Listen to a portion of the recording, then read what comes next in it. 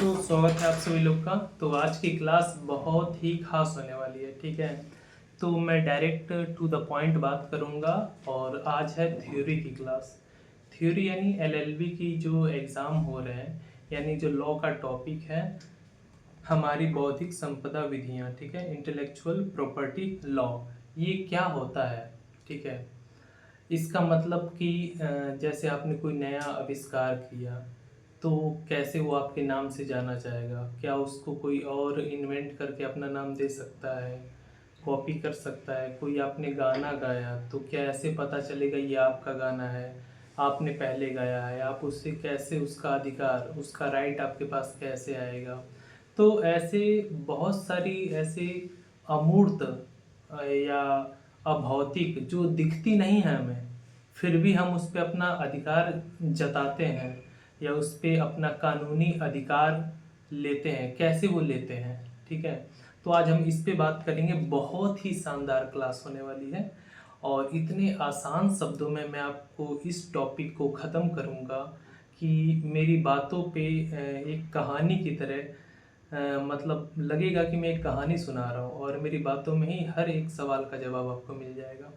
और जिनका भी एग्ज़ाम है ये है प्रोफेसर राजेंद्र रज्जू भैया university, state Allahabad state university की ये सीरीज़ है। और इस पूरी किताब को हम मात्र 1 घंटे के अंदर ही ख़त्म करेंगे, ठीक है।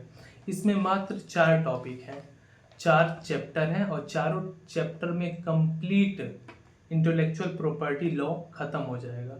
अगर आपको नहीं पता है कि बौद्धिक संपदा विधियाँ क्या होती हैं, कैसे ली जाती हैं, कौन देता है, इसके अंतर्गत क्या क्या आता है, क्या नहीं आता है, सबसे पहले इसकी शुरुआत कहाँ हुई थी, भारत में ये विधि कब आई, अंग्रेजों के समय आई तो उसमें क्या क्या प्रावधान थे, क्या नियम थे, सब कुछ बताएंगे। कितने संशोधन हुए, क्या बदलाव हुए और आज इसकी ज़रूरत कहाँ पड़ती है, कौन कौन से ऐसे मुद्दे हैं जो आते हैं, ठीक है, हमारे कोर्ट में, सुप्रीम कोर्ट में, हाई कोर्ट में। तो सब कुछ आपको बताया जाएगा। तो वीडियो के साथ एंड तक बने रहिए। चलिए क्लास को हम स्टार्ट करते हैं, ठीक है। और अगर आपका भी एग्ज़ाम है लॉ का, थ्योरी आपको लिखनी है, क्वेश्चन का आंसर राइटिंग करनी है, तो इसको एंड तक देखिए। ये कोई एमसीक्यू वाली क्लास नहीं है जिसमें एक क्वेश्चन रहेगा 4 ऑप्शन रहेंगे, नहीं। ये है थ्योरेटिकल क्लास, पूरी थ्योरी रहेगी हिंदी में, प्योर हिंदी में हम आपको बताएंगे। इंग्लिश भी बोलते रहेंगे अगर आपको शब्द कुछ समझ में नहीं आएंगे, लीगल वर्ड तो, ठीक है। क्योंकि हिंदी के जो लीगल वर्ड होते हैं थोड़े से टफ होते हैं, इंग्लिश में थोड़े से सुनने में आपको हल्के लग सकते हैं। तो चलिए स्टार्ट करते हैं। सबसे पहले बता दें कि टॉपिक का जो हमारा नाम है बौद्धिक संपदा विधियाँ। बौद्धिक का मतलब समझ रहे हैं और संपदा का मतलब क्या है पता है, संपत्ति। और बौद्धिक का मतलब जो बुद्धि के द्वारा उत्पन्न हुआ है, यानी जो भी बना है वो हमारी बुद्धि के द्वारा, यानी हमारे विचार और सोचने के बाद हमने उसे एक्ट किया है तो जाके बना। जैसे मैंने कोई एक गाना सोचा और मैंने गा दिया, गाना दिखता भी नहीं है, उसका कोई आकार भी नहीं है, लेकिन वो सुनाई देता है। तो ऐसा वो संपत्ति, उस पे हक जताना, जैसे हम किसी एक प्रॉपर्टी पे हक जताते हैं। जैसे मैं कोई बाइक खरीद के लाया या मेरा ज़मीन है या मेरा घर है तो उस पे हक जताता हूँ। तो उसी के संबंधित में सारी विधियाँ, जितने भी कानून बने हैं, हम उसको आज पढ़ने वाले हैं। एक बार मैं देख लेता हूँ सब कुछ पीछे दिखाई दे रहा है ना, ठीक है, सब कुछ पीछे दिख रहा है, ठीक है, सब कुछ पीछे दिख रहा है, मैंने एक बार देख लिया। तो अभी से हम स्टार्ट करते हैं। सबसे पहले हम अपना पहला चैप्टर से स्टार्ट करेंगे और आपको A to Z बताएंगे।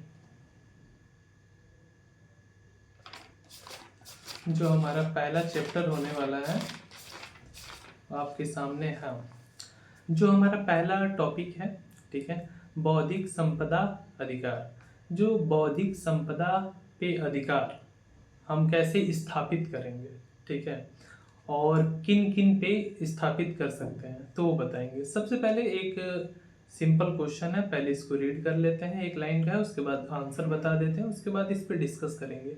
और टॉपिक वाइज टॉपिक हर एक क्वेश्चन का आंसर आपको बताते जाएंगे। और इसमें मुझे जहाँ तक अनुमान है, थ्योरी, ये पूरी थ्योरी की क्लास करने के बाद मैक्सिमम 95% आप क्वेश्चन अटेम्प्ट करके आएंगे अपने एग्जाम में, ठीक है। तो सबसे पहले बता देता हूँ, मैंने तो बता दिया बौद्धिक संपदा क्या होती है, ठीक है। अब इसमें देखिए बौद्धिक संपदा अधिकार क्या है, ये पहला क्वेश्चन सिंपल सा। तो आप इसके बारे में क्या लिखेंगे, जो बुक में है इसमें तीन ऐसे वैज्ञानिक कह सकते हैं या शोधकर्ता कह सकते हैं जिन्होंने अपना मत दिया है। उसमें से एक है जेरमी, ठीक है, उनका नाम है, ठीक है, जेरमी फिलिप्स के अनुसार बौद्धिक संपदा से अभिप्रेत है, मतलब इससे पता चलता है ऐसी वस्तुएं, ठीक है, वो ऐसी वस्तुओं से हैं जो व्यक्ति द्वारा बुद्धि के प्रयोग से उत्पन्न की गई है।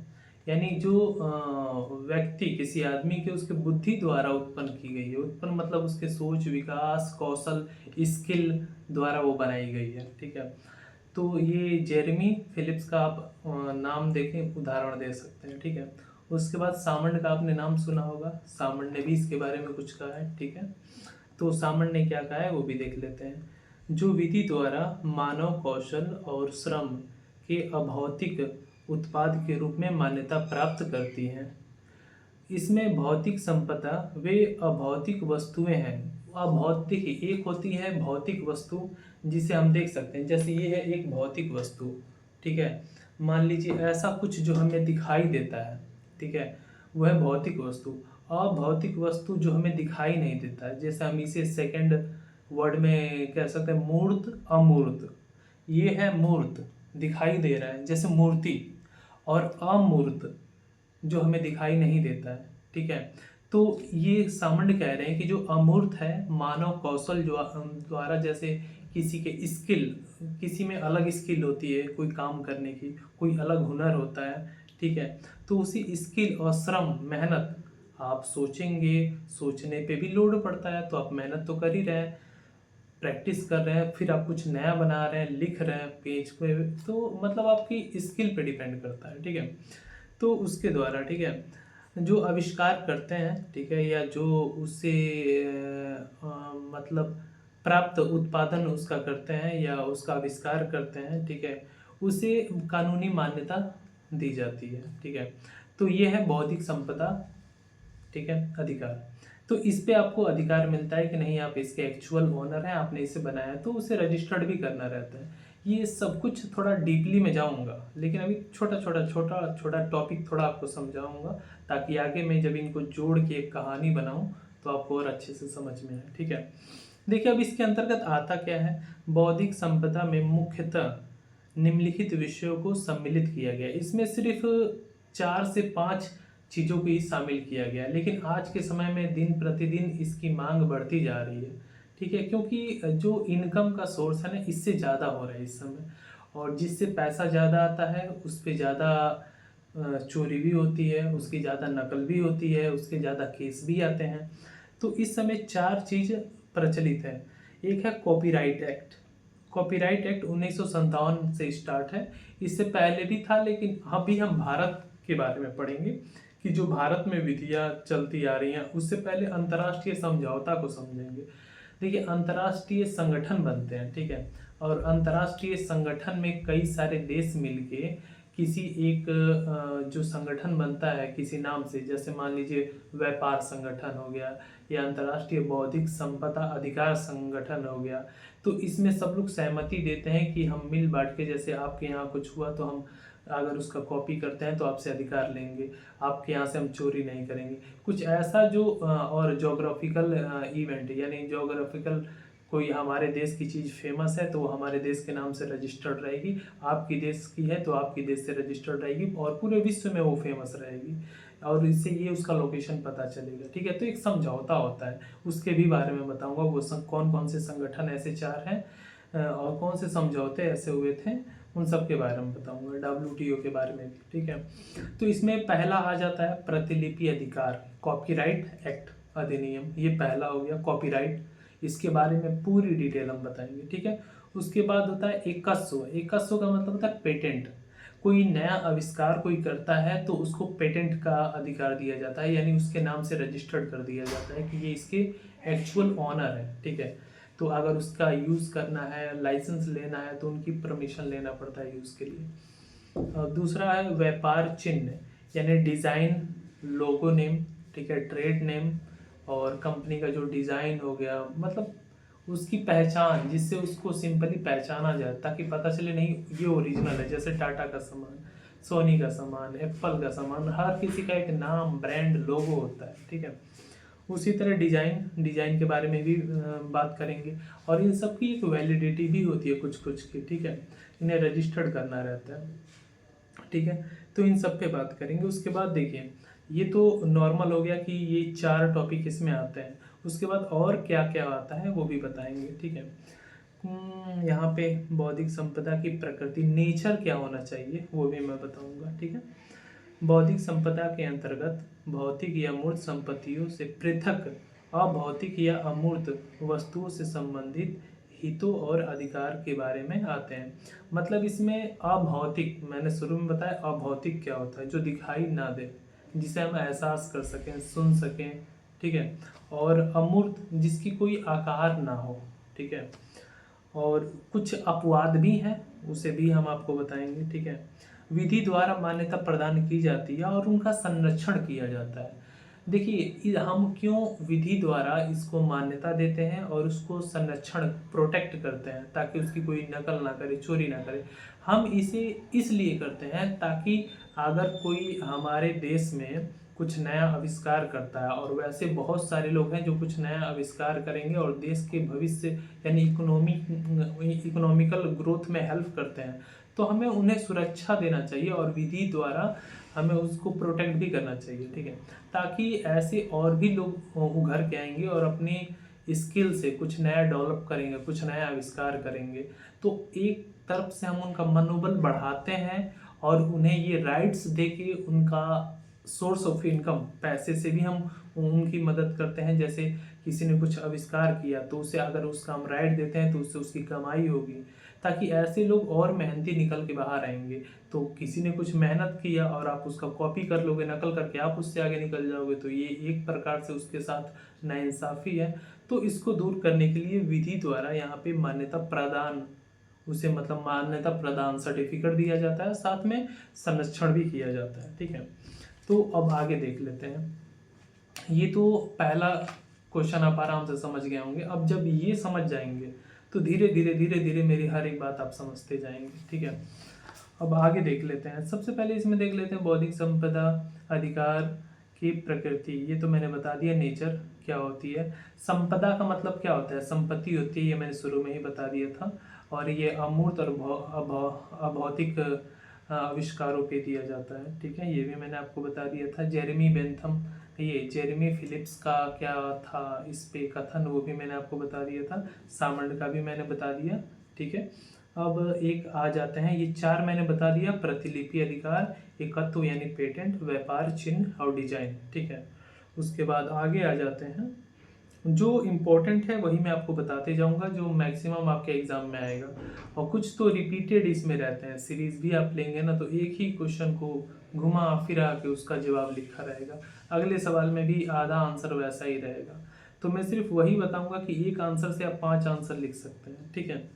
अब देखिए इसमें आता क्या है, सबसे महत्वपूर्ण ये देखिए, ठीक है। परंपरागत तौर पे बौद्धिक संपदा के अंतर्गत मुख्यतः औद्योगिक संपदा और कॉपीराइट को सम्मिलित किया गया है।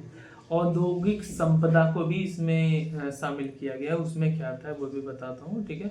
औद्योगिक संपदा से सामान्यतः निम्नलिखित विषयों को शामिल किया गया है। औद्योगिक संपदा में क्या आता है, ठीक है, ध्यान दीजिए। एकत्व यानी पेटेंट, जो नए आविष्कार पे दिया जाता है। व्यापार चिन्ह, किसी भी व्यापार को करने के लिए एक ट्रेडमार्क, लोगो, नेम, चिन्ह उसका होता है, ठीक है। डिजाइन कुछ भी कह लीजिए। औद्योगिक डिजाइन, एक डिजाइन उसकी होती है। कॉपीराइट के अंतर्गत मुख्यतः निम्नलिखित विषय आते हैं। कॉपीराइट के अंदर क्या आते हैं, ठीक है, वो तो पेटेंट के अंदर देख लिए, आविष्कार में क्या होता है। ये कॉपीराइट में क्या आते हैं, मौलिक कृति। मौलिक कृति यानी ऐसी मौलिक कार्य जिससे या तो किसी ने पहली बार ना किया हो, आपने कुछ अलग किया है मौलिक रूप से, जड़ से, ठीक है, कुछ नया आपने किया है। साहित्य कृति, या ऐसा कोई गाना, या ऐसा कोई संगीत, ऐसा कोई नाटक, ऐसा कोई फिल्म, चलचित्र, सिनेमेटोग्राफी, आपने फिल्म ऐसी बनाई है जो जिससे पहले नहीं बनाया गया था, अब वो ज़्यादा चल गई है तो वो आपके नाम से हो जाती है, या आप उसका रजिस्ट्री कराते हैं, या आप उसे अपने नाम से कॉपीराइट रजिस्ट्रेशन में जाके उसका अपना राइट अधिकार जताते हैं। वो प्रक्रिया मैं आगे बता दूंगा, उसके लिए आवेदन कैसे किया जाता है, ठीक है। अब इसमें आ गया संगीतात्मक, जैसे कोई गाना आपने गा दिया, ठीक है, उस पर भी, ठीक है। उसके बाद कोई नाटक, कोई आपने ड्रामा किया है, जैसे ड्रामा में रामायण हो गया, कई सारे ड्रामा के नाम आपको पता होंगे, ठीक है, बस इतना समझ लीजिए। सिनेमेटोग्राफी, फिल्म फिल्म हो गया। कलात्मक कृत्य, कलात्मक यानी कला, कोई पेंटिंग आपने बनाई, जैसे पिकासो की पेंटिंग हो गई, ऐसा अलग, कुछ अलग जो आपने अपने बुद्धि की वजह से बनाया है, ठीक है। उसके बाद ध्वनि रिकॉर्डिंग हो गया, ठीक है, ध्वनि रिकॉर्डिंग। कंप्यूटर्स, आपने कंप्यूटर और ऐसे कंप्यूटर से कुछ अलग बना दिया हो, ठीक है, कोई एप्लीकेशन बना दी हो, फेसबुक, ट्विटर, इंस्टाग्राम, कुछ ऐसा अलग जिसकी उस पर भी राइट मिलता है, ठीक है। तो ये सब आ गया। आज भौतिक संपदा का क्षेत्र निरंतर वृद्धि होती जा रही है। आज जो भौतिक संपदा है, जो मानव के मस्तिष्क द्वारा कोई भी आविष्कार किया जा रहा है, जो अमूर्त है, अभौतिक है, उसका डे बाई डे बढ़ता जा रहा है, मतलब बढ़ता जा रहा है जब से ये सोशल मीडिया आ गया। एक बार मैं थोड़ा पानी पी लेता हूँ, उसके बाद आपको कंटिन्यू बताता रहता हूँ। घबराइएगा बिल्कुल मत, मेरे साथ बने रहिए, बहुत अच्छा आपको समझ में आएगा, ये मेरा दावा है। अगर आप वीडियो एंड तक देखेंगे तो कहेंगे कि हाँ मुझे सब कुछ समझ में आ गया। बस आपको सिंपली मेरी बातों को सुनना है, थ्योरी को सुनना है। थ्योरी को सुनिए, समझिए, शब्दों को तोड़ के भी बताऊंगा, और पूरी किताब में ख़त्म करूंगा मात्र 1 घंटे में। शुरू में थोड़ा मैं टाइम लेता हूँ, जहाँ स्पीड बढ़ जाएगी, आपको शब्द समझने लगेंगे तो और तेज़ी से मैं बताऊंगा।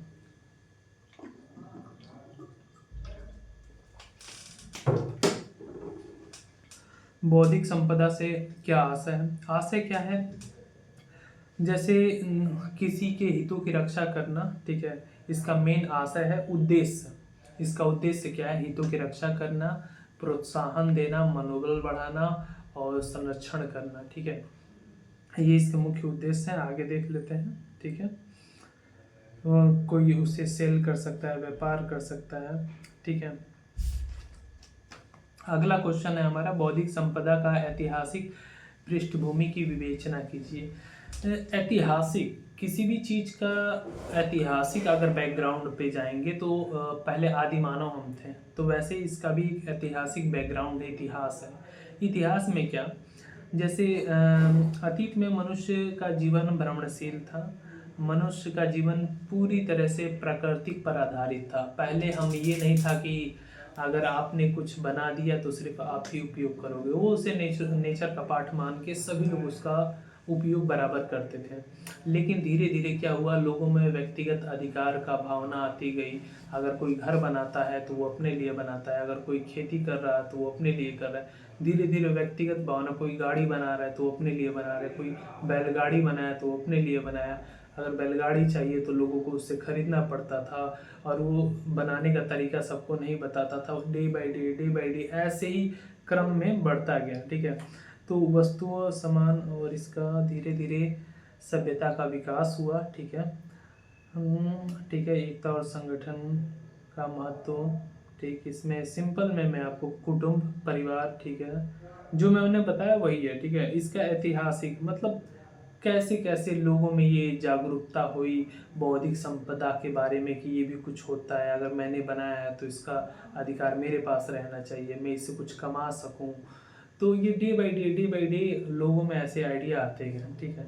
तो जैसे हम आदि मानव थे, बंदर थे, फिर इंसान बने, तो वही प्रक्रिया एक है ना, वही आप समझ सकते हैं, और बना के भी आप लिख सकते हैं, ठीक है। फिर जैसे जैसे समाज बढ़ा और ज्यों का त्यों सभ्यता का विकास हुआ, वैसे वैसे उनके तौर तरीकों, रूप, क्लेवर भी बदलते गए, ठीक है। ये अब आगे आ जाते हैं। उसमें पहले क्या होता था, ठीक है, पर वस्तुओं का अधिकार विलंघन, चाहे भौतिक वस्तुआं या अभौतिक वस्तुआं, सब पर वो अपना अधिकार जमाते थे। पहले के कुछ थे, बंधक, मोर्टेज, लीज, पट्टे पे सामान लेना देना, आदि सेवाएं, सर्विस, सेवा करना, ठीक है। पेटेंट फिर आया, फिर पर्सनल राइट इन प्रॉपर्टी, किसी प्रॉपर्टी में पर्सनल राइट, उसका व्यक्तिगत अधिकार दिए जाने लगे। ठीक है, व्यापार चिन्ह बना, डिजाइन आया।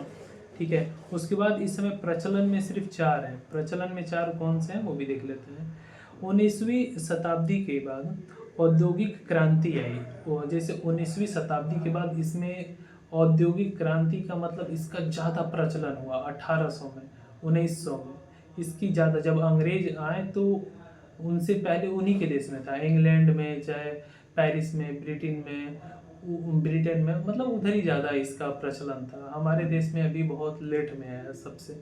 ठीक है, तो इसमें क्या हुआ, औद्योगिक क्रांति हुई, अपितु साहित्य, सांस्कृतिक, आर्थिक, वैज्ञानिक और तकनीकी क्षेत्रों में भी इसकी प्रगति हुई। ठीक है, यानी ये बढ़ चढ़ के आगे आया, इसके अधिकार को लेके मांग। ठीक है, उत्पादन एवं उसकी गुणवत्ता। ठीक है, जिससे होता है ना कि अगर कोई ब्रांड है तो अगर उसको नाम और लोगो से हम पढ़ लेते हैं यार ये तो अच्छे कपड़े का ब्रांड है तो ये बढ़िया होगा, तो उसकी पहचान भी उससे होने लगी। ठीक है, तो धीरे धीरे इसकी पॉपुलैरिटी और बढ़ने लगी। ठीक, उसके बाद बाजार में उपलब्ध कीमत से उसका पता लगाना, छूट, लाभ, कॉमर्शियल वैल्यू, मतलब इससे व्यापार में भी धीरे धीरे व्यापार ही होने लगा एक प्रकार से। ठीक है, बौद्धिक संपदा, वाणिज्य मूल्य वाले प्रगतिशील विचार।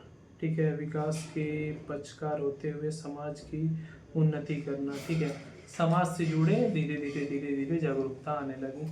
बौद्धिक संपदा की परिभाषा सेम वही क्वेश्चन है। ठीक है, जेरेमी का, फिलिप्स का, सामंड का, ब्लैकस्टोन का, जो मैंने अभी पीछे बताया है। ठीक है, उसमें कॉपीराइट, पेटेंट, ट्रेडमार्क, डिजाइन के बारे में, ये सब के बारे में टॉपिक वाइज आगे मैं बताऊंगा। अभी सिर्फ मैं इनकी जो डेफिनेशन है वो बताते चल रहा हूँ। आगे जो जो टॉपिक आएगा सबको मैं डिटेल में जो नोट्स आप देख सकें यहाँ पे सब मार्क हैं। सारी किताबें मैंने इसे 15 दिन में ख़त्म की हैं और अपने 15 दिन के अनुभव के हिसाब से आपको ये पूरी समरी दे रहा हूँ, मैं स्टोरी बता रहा हूँ। ठीक है, तो यहाँ पे अब एक एक करके देख लेते हैं कॉपीराइट क्या होता है। ठीक है, कॉपीराइट क्या होता है, पेटेंट क्या होता है, ट्रेडमार्क क्या होता है, डिजाइन क्या होता है, ये चारों को पहले हम देख लेते हैं। कॉपीराइट या प्रतिलिपि अधिकार, कॉपीराइट इंग्लिश है और उसका हिंदी है प्रतिलिपि अधिकार। इसका मतलब क्या होता है, देखिए ब्लैक लॉ डिक्शनरी के अनुसार कॉपीराइट यानी प्रतिलिपि साहित्य संपदा एक अधिकार है जिसे निश्चयात्मक विधि द्वारा मान्यता और स्वीकार प्रदान की गई है, जिसके अनुसार किसी, इसके अंतर्गत कॉपीराइट किन पे दिया जाता है, सिर्फ ये समझो, जिसके अनुसार क्या आता है, किसी साहित्य कलात्मक उत्पादन या रचयिता या निर्माता के अमूर्त और अभौतिक, जो दिखाई ना दे, जिसका कोई आकार ना हो, ठीक है, सिर्फ उस पर अधिकार प्राप्त होता है, ये अधिकार प्राप्त होता है। ठीक है, अब इसके अंतर्गत आप जोड़ सकते हैं गाने को, सिंगिंग को, मूवी को, मतलब ऐसे नहीं, मूवी नहीं रहा, किसी ऐसे साहित्यिक को, ठीक है, नाटक को जो लिखा गया और ड्रामा को या कोई पोयम को। ठीक है, अब उसके बाद पेटेंट क्या होता है, पेटेंट भी देख लेते हैं। ठीक है, पेटेंट किसी आविष्कार, जैसे आपने कोई नया एक आविष्कार किया, आविष्कार में जैसे मान लीजिए आपने सबसे पहले एक डेल का लैपटॉप आया, एचपी का लैपटॉप आया, मान लीजिए ऐसे, तो उन्होंने एक आविष्कार किया या कुछ ऐसा आविष्कार जो पहली बार हुआ, जैसे एप्पल का मोबाइल का एक आविष्कार है तो उसमें कुछ अलग फीचर रहते हैं, तो हूबहू सेम वैसा आप आविष्कार नहीं कर सकते हैं। ठीक है, अगर वो हो चुका है तो पेटेंट का मतलब है किसी आविष्कार के बारे में प्राप्त होने वाला विशिष्ट अधिकार, एक स्पेशल राइट है, उसी को पेटेंट कहते हैं। Received by contract and patent, किसी विशेष कार्य या वस्तु पर एक व्यक्ति, संस्था एकमात्र कानूनी अधिकार जिसपे वह दूसरों को बिना अनुमति के उसके कार्य या वस्तु का उपयोग करने से रोक सके। मतलब अगर किसी का कोई नया आविष्कार है तो सेम हूबहू ऐसा बनाने से, करने से रोकने का अधिकार पेटेंट राइट होता है। ठीक है, उसके बाद और आगे आ जाते हैं, पेटेंट राइट के बाद आ जाता है ट्रेडमार्क।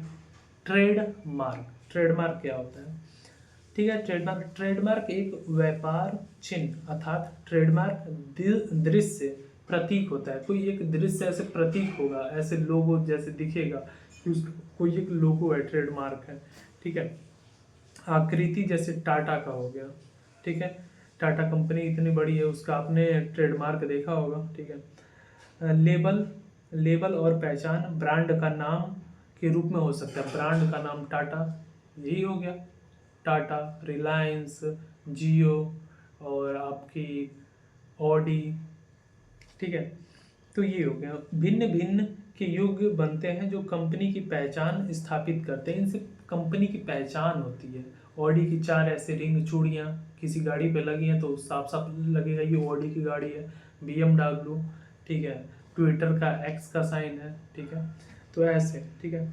इसके बाद ये हो गया ट्रेडमार्क। ट्रेडमार्क क्या होता है, ठीक है। उसके बाद डिजाइन। ट्रेडमार्क तो नाम से आप पहचान जाएंगे, जैसे टाटा का हो गया। अब देखिए डिजाइन, डिजाइन क्या कहते हैं।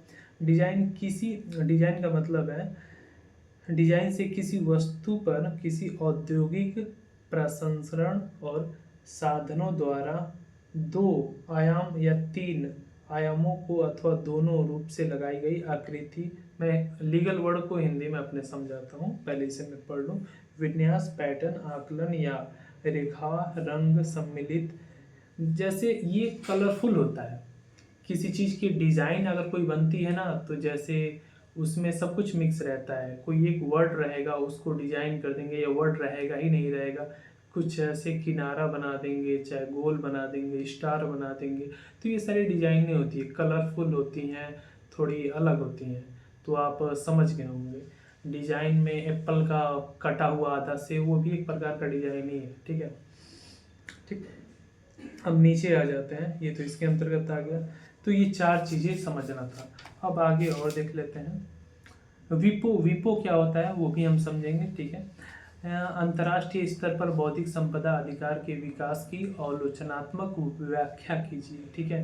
अंतर्राष्ट्रीय स्तर पर बौद्धिक संपदा का विकास, सबसे पहले कई सारे देशों में समझौते हुए, 2-3 बर्न कन्वेंशन हो गया, 2-3 कन्वेंशन हम आपको बताएंगे। पेरिस समझौता हो गया।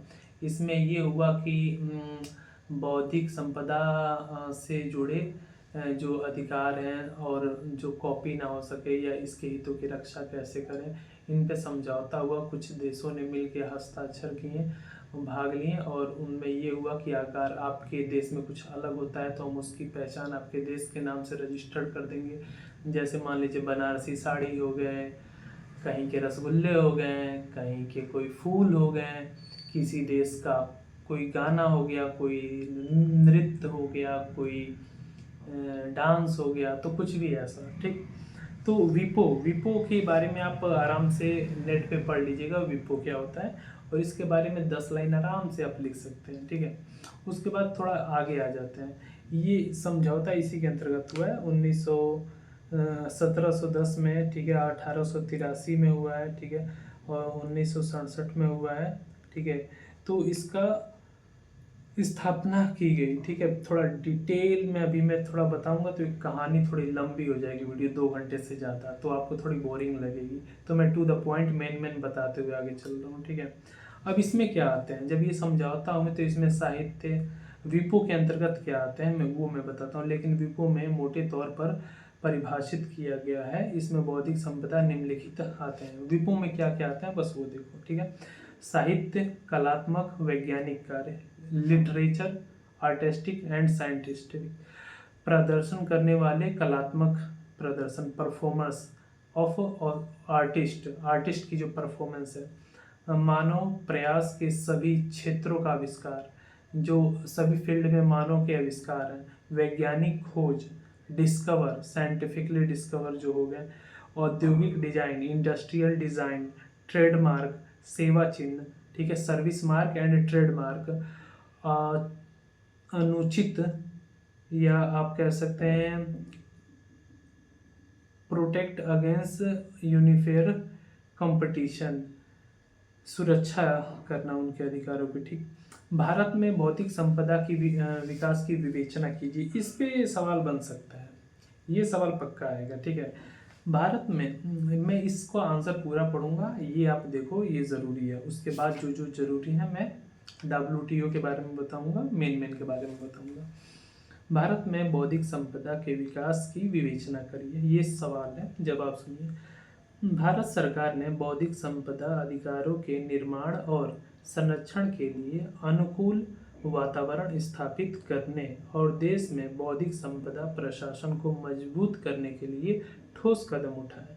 भारत में बौद्धिक संपदा की अवधारणा का विकास एवं संबंधित विधियों का अधिनियम ब्रिटिश शासन के दौर से शुरू हुआ। जब हमारे देश में अंग्रेज आए तभी इससे जुड़े कानून बनना चालू हुए।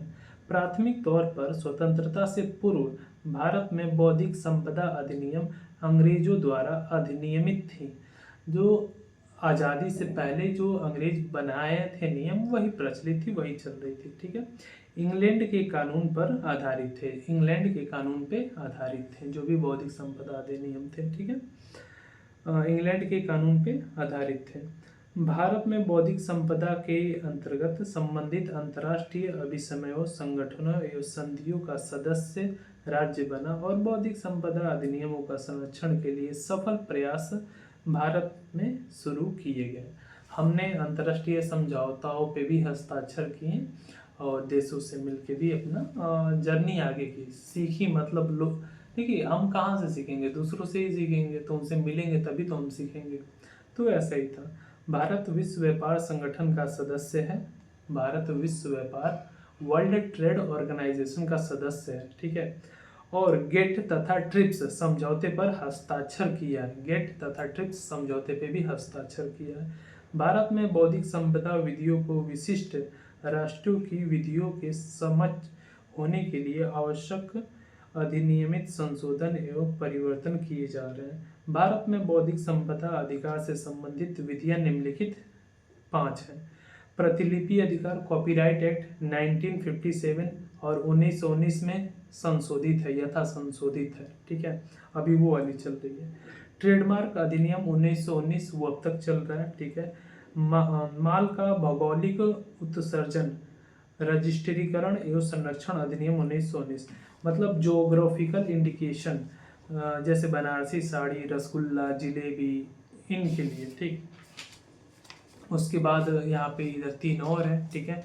डिजाइन अधिनियम, ठीक है, उसके बाद डिजाइन अधिनियम 2000 सन 2000, पेटेंट अधिनियम आविष्कार के लिए जो 1970 1999 में संशोधित, 2002 में यथा संशोधित, तो अभी जो पेटेंट है 2002 वाला चल रहा है, ठीक है। उसके बाद में पदार्थ विविधता एवं कृषक अधिकार संरक्षण अधिनियम, सूचना प्रौद्योगिक अधिनियम 2000, ठीक है। अब वर्ष देखिए, घटना देखिए, भारत में बौद्धिक संपदा कानून का विकास का क्रम देखिए, ठीक है। सबसे पहले 1967 में संसद में पेटेंट बिल पेश हुआ, संसद में पेटेंट बिल पेश हुआ, कानून बनने के लिए बिल लाना पड़ता है, ठीक है। बिल पेश हुआ, 1972 में पेटेंट अधिनियम को लागू कर दिया गया, 1972 में लागू, और 1994 में उरुग्वे दौर का वार्तों की पुष्टि की गई। ये मतलब उस दौर में ये एक प्रकार का समझौता ही है, ठीक है। 1994 में भारत ने विश्व व्यापार संगठन का सदस्यता स्वीकार की, WIPO विपो की सदस्यता हमने 1994 में स्वीकार की। 1995 में उरुग्वे दौरे समझौता लागू, जो उरुग्वे दौर समझौता था वो लागू हुआ। 1995 में पेटेंट में संशोधन हुआ, अध्यादेश, ठीक है। 1995 में फिर संशोधन हुआ, लोकसभा में बिल पेश हुआ। 1996 में एक पेटेंट बिल पेश हुआ, ठीक है। 1997 में अमेरिका ने विश्व व्यापार संगठन में शिकायत की, भारत ट्रिप्स समझौता का उल्लंघन कर रहा है। तो उल्लंघन करने के बाद कभी कभी हम लोग इस पर उतना ध्यान नहीं देते थे, तो कुछ गलतियां हो जाती थी, तो वो अलग बात है। फिर 77 में उसे सही किए, 97 में के खिलाफ 13 अपील थी, 98 में पेरिस सम्मेलन हुआ, ठीक है। उसके बाद 99 में अनुपालन हुआ, ठीक है। ट्रिप्स समझौता 2002 में, तो यहाँ तक 2004 में पेटेंट में यथा संशोधित। तो ये तो था भारत में क्या विकास क्रम, ठीक है। उसके बाद हम अब आपको यहाँ तक समझा दिया, अब मैं बहुत तेज चलूँगा। और तेज चलूँगा आपको और अच्छे से समझ में आएगा, छोटे छोटे शब्दों में ही।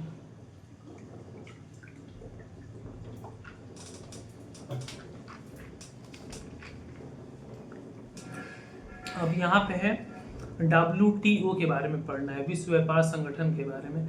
तो विश्व व्यापार संगठन कई देशों का समूह होता है जिसमें समझौता होता है, अंतर्राष्ट्रीय व्यापार का मंच होता है जिसमें बैंकों से जुड़े, कृषि से जुड़े, व्यापार से जुड़े हर चीज़ के बारे में इसमें होता है। इसी में उरुग्वे का परिणाम आया था, ठीक है। उसके बाद घरेलू कानून पे बनता है, इस अधिनियम का प्रभाव कहाँ कहाँ रहता है, इस पे कॉपीराइट संबंधित अधिकार पे भी इसमें चर्चा हुआ, ठीक है। ट्रेडमार्क से भी संबंधित इस पे चर्चा हुआ। वर्ल्ड का फेमस लोगो जैसे एप्पल है तो उसको कोई कॉपी नहीं करेगा, तो वो वर्ल्ड का है, अदर कंट्री का है, हमारे देश में भी है। नाइक का शूज़ हो गया, व्हाट्सअप हो गया, ऑडी का हो गया, तो ये सारे हैं, ठीक है। उसके बाद भौगोलिक संकेत, जहाँ जिस देश की जो भी कृति है, बनारसी साड़ी जैसे मैंने एग्जांपल दिया, ठीक है। तो ये पेटेंट हो गया, आविष्कार जो दिए जाते हैं, ठीक है। और वो प्राकृतिक अधिकार को छोड़ के, जैसे कोई पेड़ उग रहा है, आपने गेहूं उपजाया तो उस पर अधिकार नहीं मिलेगा कि गेहूं की खेती मैंने की है, जीव जंतुओं को, प्राकृतिक चीज़ों को छोड़ के इन पे पेटेंट अधिकार नहीं दिया जाता है, इस बात का ध्यान रखिएगा, ठीक है। चाहे कोई भी आप नई सब्जी उगा लो, उस पर पेटेंट अधिकार नहीं मिलेगा, ठीक है। औद्योगिक डिजाइन, ठीक है। गुप्त सूचना संरक्षण, व्यापार गोपनीयता, ठीक। ट्रिप्स संधि की विवेचना करिए। ट्रिप्स संधि, इसमें क्या हुआ था एक बार ये भी जान लेते हैं। ट्रिप्स संधि में किस चीज़ों को सम्मिलित किया गया था, ये रचनात्मक और उसकी रचना पे दिया गया, ठीक है। ऐसे ये ट्रिप्स संधि, इस पे बौद्धिक संपदा के लिए मानव निर्धारित बौद्धिक संपदा अधिनियम के अंतर्गत किसी व्यक्ति या एजेंसी या उसकी रचनात्मक नवाचार के लिए दिए जाने वाला ये अधिकार था, ठीक है। जैसे उसकी कोई भी नई नवाचार जो भी उसने नया बनाया हो, ठीक है, विशेष अधिकार प्राप्त है, जिसमें आता है पेटेंट, आता है पेटेंट राइट, ट्रेडमार्क, कॉपीराइट, भौगोलिक संकेत, औद्योगिक। ये ट्रिप्स समझौता के मेन 5 मुद्दे हैं जो इनमें शामिल हैं, ठीक। इन 5 को मैंने बता दिया है। ट्रेडमार्क मैंने आपको बता दिया, ट्रेडमार्क क्या होता है, ठीक है। ट्रेडमार्क अधिनियम 1919 मतलब 1999 लागू है, ठीक है। कॉपीराइट से संबंधित अधिनियम, ट्रेडमार्क से संबंधित अधिनियम, ट्रेडमार्क अधिनियम, ट्रेडमार्क अधिनियम 1919, ट्रेडमार्क अधिनियम जो नया है वो भी 1919 ही है, ठीक है। पेटेंट का अधिनियम, पेटेंट अधिनियम 1970, पेटेंट अधिनियम 1919 संशोधित है, 2002 में भी संशोधित है, 2005 में भी संशोधित है। पेटेंट अधिनियम 2006 में नया वाला संशोधित है, अभी वो चल रहा है, ठीक है। ठीक है। उसके बाद अब देख लें कॉपीराइट। कॉपीराइट एक्ट 2012, कॉपीराइट अधिनियम 1957 से स्टार्ट हुआ था, कॉपीराइट अधिनियम फिर 58, कॉपीराइट अधिनियम 1919 और कॉपीराइट अधिनियम यथा संशोधित अभी जो 2012 का है वो चल रहा है, ठीक है। भौगोलिक संकेत मैंने आपको बता दिया है, किसी एक देश की क्षेत्र की गुणवत्ता के आधार पर किसी वस्तु को दिया जाता है, ठीक है। औद्योगिक डिजाइन मैंने बता दिया, ठीक। यहाँ पे हमारा एक चैप्टर हो गया खत्म, ठीक है। बौद्धिक संपदा की प्रकृति मैंने बता दी, नेचर क्या होगा। भू संपदा क्या होती है, ये देखिए, एक होती है बौद्धिक संपदा, एक होती है भू संपदा। भू संपदा मूर्त होती है, भौतिक होती है। मूर्त यानी वो दिखेगी, भौतिक यानी वो हाथ से छू सकते हैं, उठा सकते हैं, खा सकते हैं, ठीक, वो भू संपदा हो गया, ठीक है। भू संपदा कोई बौद्धिक अधिकार नहीं होता है उसका, ठीक है। भू संपदा संपत्ति की कई पीढ़ियों, एक परिवार में संपत्ति बनी रहती है। जैसे मेरे दादा ने मुझे जमीन दी तो वो भू संपदा है, यानी वो मूर्त है, दिख रहा है, वो भौतिक है। घर मुझे मिला है, मैंने अपने बेटे को दिया, मेरे बेटे ने अपने बेटे को दिया, तो वो ऐसे चलती रहती है, ठीक है। अंतर्राष्ट्रीय बौद्धिक संपदा अधिकार का विकास मैंने बता ही दिया। विपो के बारे में पढ़ लीजिएगा, ठीक है। अपने से भी थोड़ा बहुत रिसर्च कर लीजिएगा, मैं थ्योरी बता रहा हूँ, ठीक है। पूरी भारत में बौद्धिक संपदा का मैंने बता ही दिया कैसे कैसे बढ़ते गया, ठीक है। ट्रेडिशनल नॉलेज, ठीक है, एक ये परंपरागत ज्ञान को संरक्षित करने में बौद्धिक संपदा का अधिकार। ट्रेडिशनल नॉलेज जो पीढ़ी कौशल द्वारा हस्तांतरित होती है, जैसे बढ़ई, नाई, मोची, कुछ ऐसे उनके पास ट्रेडिशनल नॉलेज है जो उस कार्य का वहाँ से प्रचलन है। जैसे मान लीजिए कानपुर में कब चमड़ा उद्योग से जो कुछ खास बनता हो, तो वहाँ की वो विषय वस्तु महत्वपूर्ण होती है। ठीक है। बौद्धिक संपदा का अधिकार, परंपरागत ज्ञान, ये मैंने बता दिया। बौद्धिक संपदा, मूर्त अमूर्त, मूर्त मैंने अमूर्त बता दिया। अब हमारा दूसरा चैप्टर है व्यापार चिन्ह। व्यापार चिन्ह के अंतर्गत क्या आता है? ट्रेडमार्क। इसमें आ जाता है जैसे अनरजिस्टर्ड या लोगो आ गया, उसे टीएम कहते हैं। एसएम का मतलब सर्विस मार्क, और ऐसे आर बना रहेगा और गोल रहेगा तो उसका मतलब है रजिस्टर्ड। ठीक है। कानूनी सुरक्षा, नवाचार को प्रदान करता है। ट्रेडमार्क अधिनियम 1919 से है लागू। इसमें लोगो आता है, डिजाइन आता है। लोगो बनता कैसे? किसी वर्ड से, सिंबल से, फ्रेज से, इससे बनता है। ठीक है। तो व्यापार चिन्ह क्या होता है? ये मेन सवाल है पहले ही चैप्टर का, उसे हम पढ़ लेते हैं, उसके बाद इसको भी खत्म कर देते हैं फटाक से। व्यापार चिन्ह। व्यापार चिन्ह अधिनियम 1919 की धारा 2 या ख में परिभाषित है। व्यापार चिन्ह अधिनियम 1919 के अनुसार व्यापार चिन्ह से अभिप्रेत उस चिन्ह से है जो लेखा चित्रीय रूप से प्रस्तुत किया जा सके, जो व्यक्ति के वस्तुओं एवं सेवाओं को अन्य व्यक्तियों की वस्तुओं की सेवाओं को अलग करता हो। इसी ये व्यापार चिन्ह बनता कैसे? ठीक है। इसमें चिन्ह होते हैं, अक्षर होते हैं। ठीक है। माल या सेवाओं को दर्शाने के लिए व्यापार चिन्ह माल अथवा सेवाओं में अंतर भी बताता है। ठीक है। व्यापार चिन्ह का उपयोग व्यापार के अनुक्रम में किया जाता है, उसी के लिए किया जाता है। इसमें कैसे ये बनता है? वर्ड से बनेगा। ठीक है। वर्ड शब्द चिन्ह से बनेगा, सेवा चिन्ह से बनेगा। जैसे कोई जैसे आप बीजेपी का जैसे फूल है चुनाव का, जैसे समाजवादी का साइकिल है, जैसे मायावती का हाथी है चिन्ह इलेक्शन का। तो ये ऐसे ऐसे चिन्हों से। ठीक है। और सेवा चिन्ह हो गया लोगो और प्रतीक, लोगो एंड सिंबल। ठीक है। उसका सिंबल होगा माल का साइज पे आधारित, और सामूहिक ट्रेडमार्क, प्रमाण पत्र, सर्टिफिकेट मार्क, भौगोलिक संकेत, जोग्राफिकल स्ट्रक्चर, इस पे भी होता है। ठीक, ये यहाँ पे हो गया, इतना खत्म। उसके बाद ट्रेडमार्क का उन्मूलन, जैसे मतलब जीआई टैग दिया जाता है। आपने जीआई टैग के बारे में पढ़ा होगा, कहीं किसी का मशहूर कुछ हो गया, उसी स्थान पे उसका विकास हुआ है तो उस वस्तु को जीआई टैग दे दिया जाता है। ठीक है। व्यापार चिन्ह के फसल ट्रेडमार्क। ठीक है। वह स्थान जहाँ से वो बना हो, सोर्स। ठीक है। व्यापार चिन्ह को परिभाषित कीजिए। अभी मैंने पीछे बताया व्यापार चिन्ह क्या है, उसके डेफिनेशन के साथ आप लिख देंगे। ठीक है। व्यापार चिन्ह धारा 2 ख में है। दूसरा चैप्टर भी खत्म व्यापार चिन्ह के बारे में। ठीक है। अब कुछ देख लेते हैं। चिन्ह के अंतर्गत क्या आता है, ये भी एक बार हम देख लेते हैं। चिन्ह क्या है? चिन्ह एक संकेत या प्रतीक है जिसका उपयोग किसी विचार, वस्तु, गुण या प्रक्रिया को दर्शाने के लिए किया जाता है। ठीक है। ये जैसे कि भाषा, गणित, विज्ञान, कला, यह एक तरह का संकेत है जिसे देखकर लोग विशेष अर्थ या संदेश को समझ सकते हैं। ठीक है। अब इसमें क्या आता है? शब्द चिन्ह आता है, चित्र चिन्ह आता है, संयुक्त चिन्ह आता है, दोनों को मिला के। जैसे पेप्सी, और चित्र में आता है एप्पल, नाइक का शूज, और संयुक्त चिन्ह दोनों को मिला के जैसे पेप्सी, एडिडास। ठीक है। और उसके बाद ध्वनि चिन्ह का, जैसे इंटेल का लैपटॉप खोलते हैं तो आवाज़ आता है टननना, ऐसे आवाज़ आता है। और मैकडोनल्ड का, जिंगल का। और गंध चिन्ह, किसी की स्मेल भी आती है, किसी साबुन की, लक्स की, डव की साबुन की स्मेल, तो उस पर हमारा अधिकार है कि इसका मैंने आविष्कार किया है।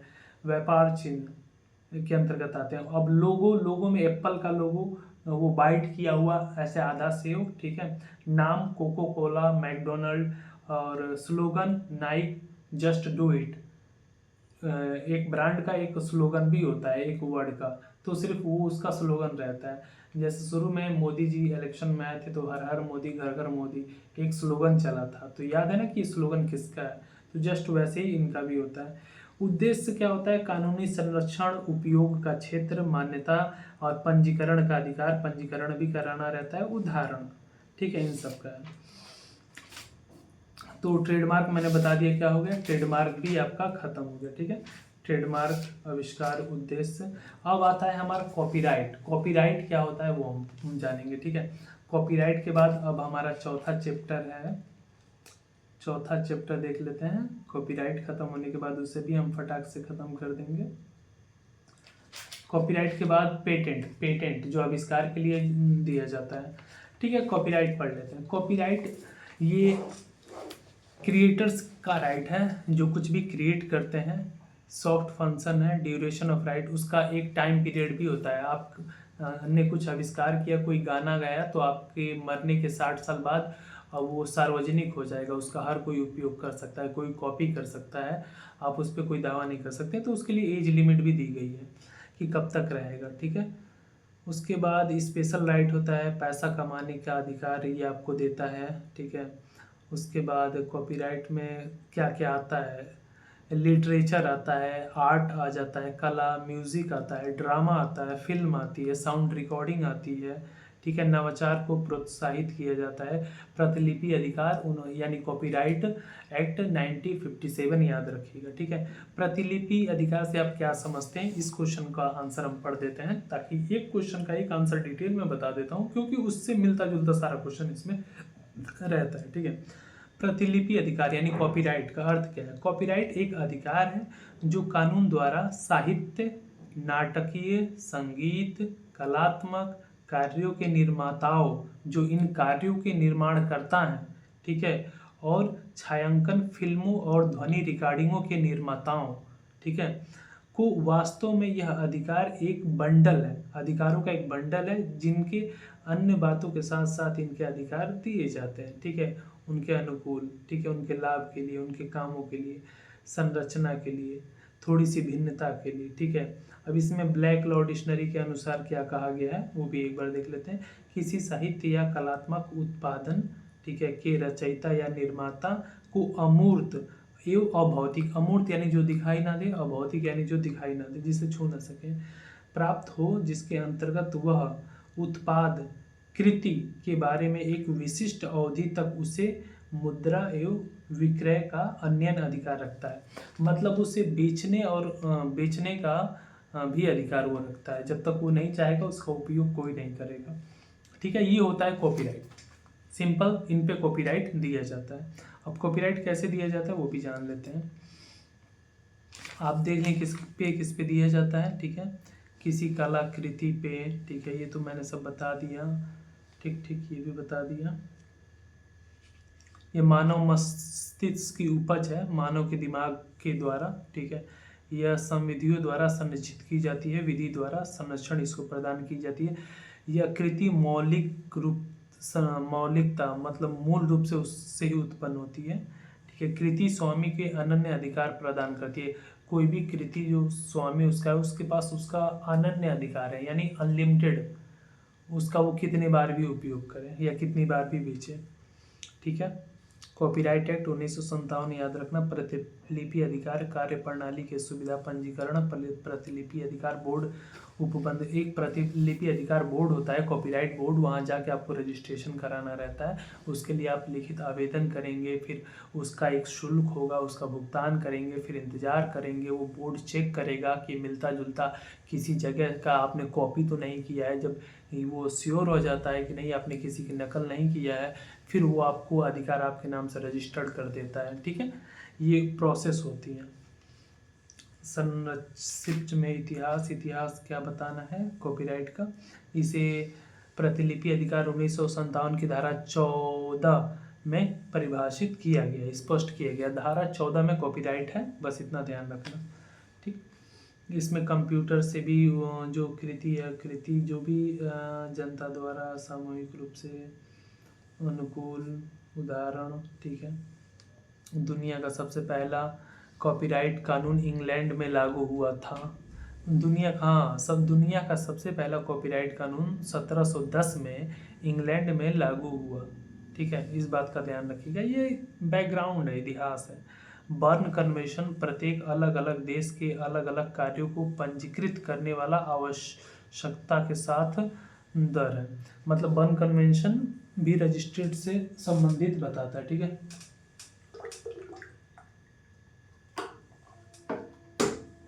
बर्न कन्वेंशन आज भी लागू है, अंतर्राष्ट्रीय कॉपीराइट कानून के लिए आधार प्रदान करता है। बर्न कन्वेंशन कॉपीराइट से ही जुड़ा है, ठीक है।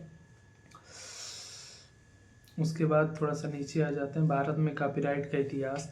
भारत का कोई कानून नहीं था कॉपीराइट से संबंधित। ये ईस्ट इंडिया कंपनी के शासन काल में ब्रिटिश कॉपीराइट कानून ही भारत में लागू हो गया, ठीक है।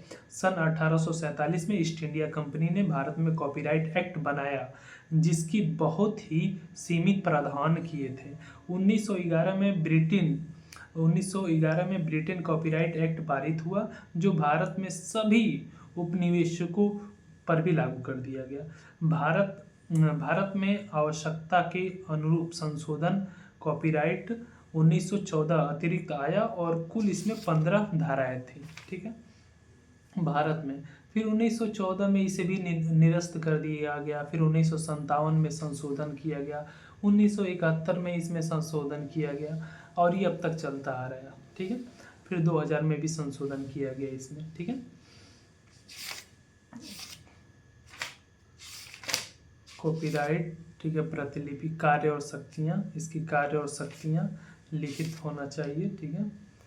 लाइसेंस, हाँ लाइसेंस, केंद्र सरकार को नियम बनाने की शक्ति, इस पे केंद्र सरकार गजट जारी करके नियम बना सकती है। लाइसेंस कैसे देना है, कैसे कैंसिल करना है, कितने साल तक उसकी वैधता रहेगी, कोई भी अगर हम उसको कॉपीराइट किसी को प्रदान करते हैं तो, ठीक है, इस पे केंद्र सरकार कानून बना सकती है। धारा 14 के अंतर्गत कॉपीराइट संबंधित यहाँ पे उल्लेख है, सिविल न्यायालय के मामले में सुनवाई की जा सकती है धारा 74 में, ठीक है। सिविल न्यायालय में भी आप जाके केस कर सकते हैं। अगर कोई आपका गाना चुराता है, कोई आपकी फिल्म चुराता है, कोई आपके आविष्कार को चुराता है जिसका आपने रजिस्ट्रेशन किया है, ठीक है, शपथ पत्र पे साक्ष्य देना पड़ता है, ठीक है। प्रतिलिपि अधिकार, ठीक, प्रतिलिपि अधिकार विचार के नई कृत को प्रदान करता है। मूर्त, हाँ, मूर्त रूप से सका, जहाँ पे मूर्त को ही मिलता है, अमूर्त को नहीं। इम्पोर्टेंट में छाड़ रहा हूँ, एक इम्पोर्टेंट है, प्रतिलिपि प्राप्त करने के लिए लेखन को अधिनियम के प्रावधानों के अंतर्गत पंजीकरण करवाना आवश्यक होगा, तभी वह अपनी पुस्तक में प्रतिलिपि अधिकार को प्राप्त कर सकेगा। रजिस्ट्रेशन जरूरी होता है, रजिस्ट्रेशन करा लीजिएगा 1 महीने के अंदर, ठीक है। कृतियाँ और अवधि, देखिए हर एक कृति के लिए अवधि दिया गया है। इसमें प्रतिलिपि, साहित्य, नाटक, संगीतात्मक, कलात्मक कृतियों के प्रतिलिपि अवधि है 60 वर्ष। 60 वर्ष तक ही आप उस आपके मरने के 60 वर्ष तक ही वो रहती हैं, उसके बाद सार्वजनिक हो जाती हैं, ठीक है। उसके बाद किस पे, सभी पे 60 वर्ष है, ठीक है। कृत्रिम नाम, फोटोग्राफी, ध्वनि, सरकारी कृतियाँ, अंतर्राष्ट्रीय संगठन, सब पे 60 वर्ष है, ठीक है, ठीक, सब पे 60 वर्ष तक ही अधिकार रहता है, उसके बाद खत्म हो जाता है, ठीक, सार्वजनिक हो जाता है। उसके बाद उस पर फिर कोई चार्ज नहीं लगता, सब फ्री में यूज़ करते हैं।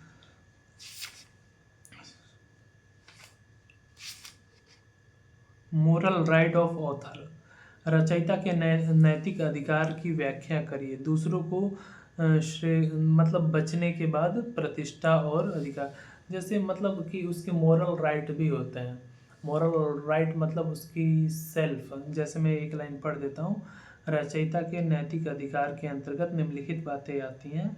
कृति को प्रकाशित करने अथवा न करने का निर्णय, मतलब जिसने बनाया है उसके पास ये अधिकार, मोरल राइट रहता है, प्रकाशित करे ना करे, सिर्फ अपने लिए रखे, वो उसका मतलब है। प्रकाशित अथवा प्रदर्शन कृति कर्तव्यों का दावा, उसे कितने में बेचेगा, कितने में नहीं बेचेगा, किसको देगा, किसको नहीं देगा, सब उसकी मर्जी चलेगी, ये उसके मोरल राइट होते हैं, ठीक है। प्रतिलिपि अधिकार से आप क्या समझते हैं? प्रतिलिपि अधिकार के अंतर्गत क्या आता है? प्रतिलिपि अधिकार वह कानूनी साहित्य निर्माता, संगीत, चलचित्र, वेबसाइट, लेखन निर्माता, मूल कृति, कॉपीराइट के अंतर्गत सब आती हैं। ये तो मैंने सब बता दिया है।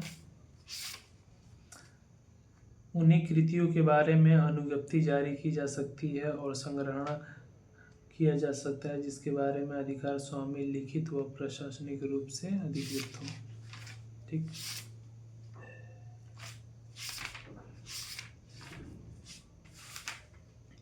कलात्मक कृतियों की रचयिता के प्रौद्योगिक विकास, प्रतिलिपि अधिकार का त्याग, मिथ्या कथन के लिए शख्स झूठ बोलने के लिए रोकना, पेनल्टी कंपनियों का अपराध, जो कंपनी अपराध करती हैं उनके लिए भी है। ठीक है। किसी का नकल कर लेना, चोरी, चोरी से जुड़ा आप देख लीजिए, भारतीय प्रतिलिपि अधिकार के अतिलंघन को समझाइए, यानी आप किसी का चोरी करते हैं, अतिलंघन करते हैं, उल्लंघन करते हैं तो उसके बारे में भी दंड दिया गया है। प्रतिलिपि अधिकार वह कानूनी अधिकार है जो किसी साहित्य, नाटक, चलचित्र इन सबको प्रदान किया जाता है। यह सार्वजनिक रचना को पुनः प्रस्तुत करने से रोकता है। आविष्कार जिसने किया उसकी आप कॉपी नहीं कर सकते हैं। आर्थिक अधिकार है, प्रजनन का अधिकार, अनुवाद का अधिकार, ये जो आपके अधिकार है उसे प्रजनन का अधिकार, अनुवाद करके दूसरी भाषा में प्रस्तुत करने का, ठीक है, सार्वजनिक प्रदर्शन करने का अधिकार, नैतिक डिजिटल अधिकार होता है। ठीक है। अब नैतिक अधिकार भी है ये।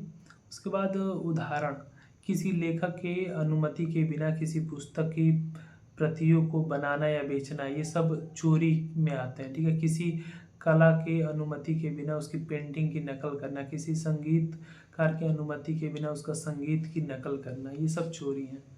ठीक है। प्रतिलिपि, वितरण, सार्वजनिक, डिजिटल कॉपी, ठीक है, ये सब कॉपीराइट। कॉपीराइट यूट्यूब भी देता है, बिना अनुमति के किसी प्रस्तुत की कॉपी करना, किसी की वीडियो इंटरनेट पे अपलोड करना, ठीक है, बिना अनुमति से किसी की पेंटिंग को बेचना। ठीक है।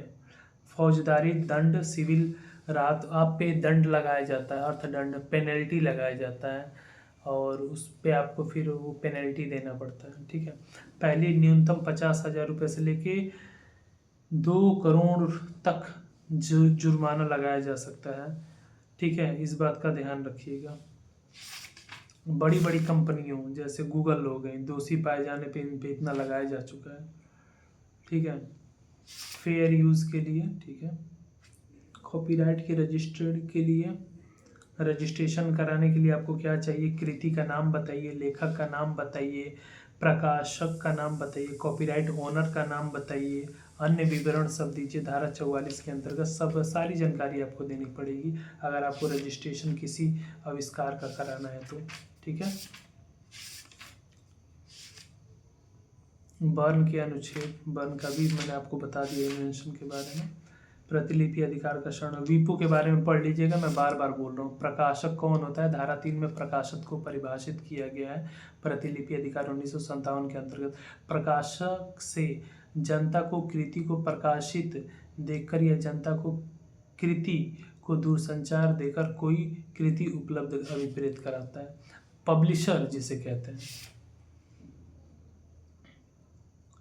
धारा 44 में रजिस्टर्ड कराना है, धारा 45 में रजिस्टर्ड कॉपी प्राप्त करना, धारा 46 में उसमें आपको 47, 48, 49, 50 में अपीली बोर्ड के पास जाना है। ठीक है। भारतीय कृति के बारे में है, नाटक कृति के बारे में है। ठीक है। कृति होती क्या है, कृति को धारा 2 में के म में परिभाषित किया है। कृति मतलब साहित्य, नाटक, संगीतात्मक, कलात्मक, सिनेमेटोग्राफी, फिल्म, ये सब कृति में आती हैं। ठीक है। ठीक। अब हमारा आखिरी चैप्टर है पेटेंट। अगर आपने यहाँ तक वीडियो देखा है तो पेटेंट के बारे में देखिए।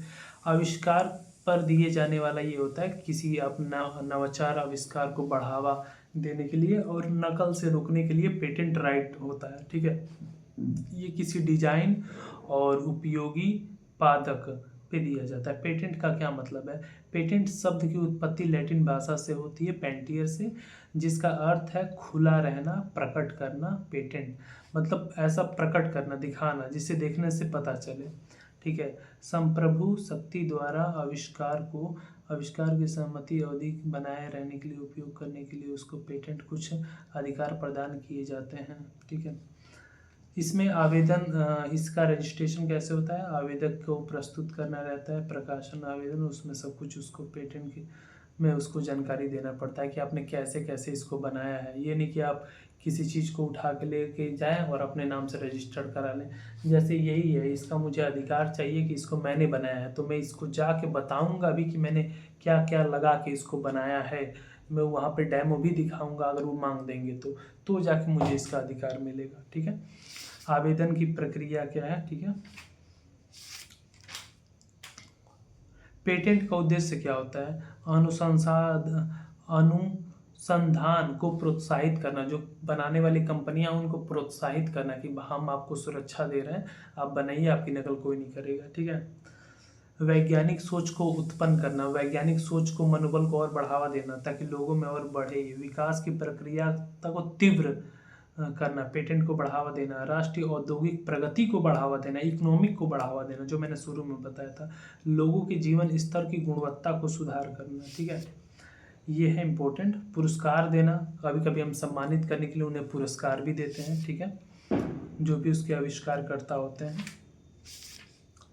आविष्कार कला, प्राकृतिक, मानसिक, संधि, ये इन क्षेत्र में आप कर सकते हैं। नवीन या उपयोगी हो, वही आविष्कार होगा जो नवीन हो, उपयोगी। ऐसा नहीं कि आपने कुछ बना दिया उसका कोई मतलब ही नहीं है तो वो आविष्कार नहीं।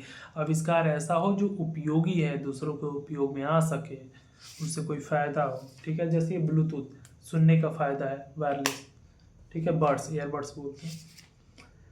निरस्त कैंसिल भी किया जा सकता है आपका, अगर रजिस्ट्रेशन कराने जा रहे हैं, अगर उसको सही नहीं लगा तो वो रद्द कर देगा। कुछ केस देख लीजिएगा, ठीक है।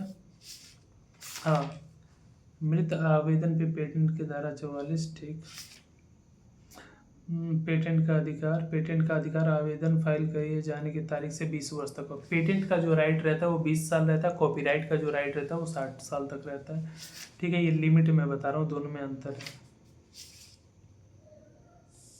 पेटेंट अधिकार 1970 के अंतर्गत अतिलंघना, अगर पेटेंट का कोई अतिलंघन करता है तो क्या होता है, बिना किसी पेटेंट कृति आविष्कार की कार्यप्रणाली के प्रयोग करते हुए या उसके पेटेंट अधिकार का अतिलंघन है, बिना उसको बताया उसका उपयोग करते हैं, चाहे वह पेटेंट स्वामी सामुदायिक लाइसेंस या पेटेंट आविष्कार लाइसेंस आपको लेना पड़ेगा, ठीक है। इस बात का याद रखिए, गलत तरीके से प्राप्त किए जाने पे आपको रद्द भी कर दिया जाएगा।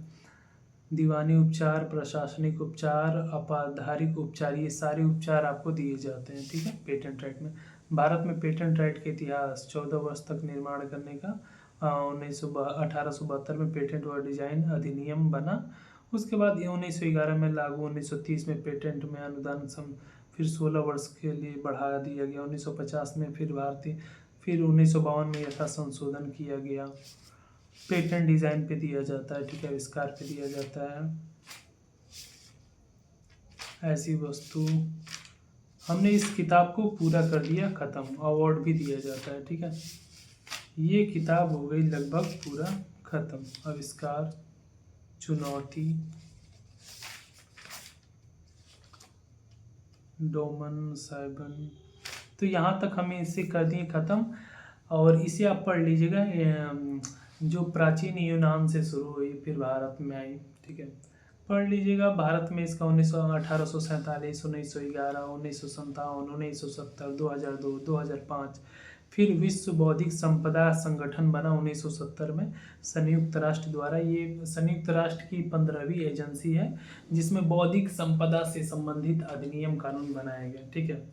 तो यहाँ तक आपको बताया, कैसी लगी ये वीडियो लास्ट में कमेंट करके ज़रूर बताइएगा। आई होप यहाँ तक आपको समझ में आया होगा। हम इसे यहीं अभी बंद करते हैं।